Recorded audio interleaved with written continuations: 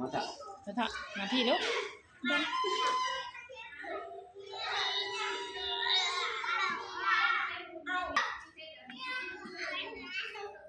พี่กายอยู่ไหนพี่กายเรียกพี่กายดิใช่พี่กายจะเรียกดูสิอะไรเห็นพี่กายไหม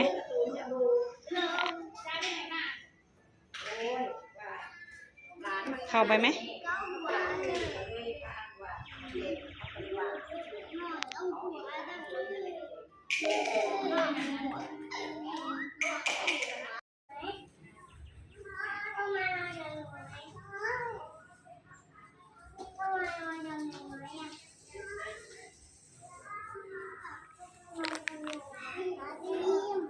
ไปเข้าไปนอนกับหนูไหม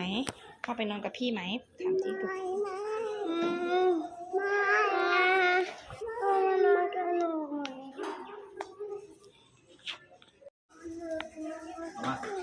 เอาชนกันเลยชนพี่กายเลย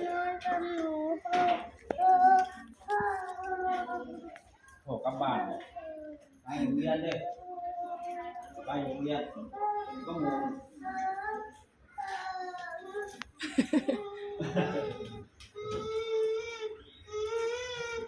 น้องไปเลยกายจับจมูกไว้นี่แหละ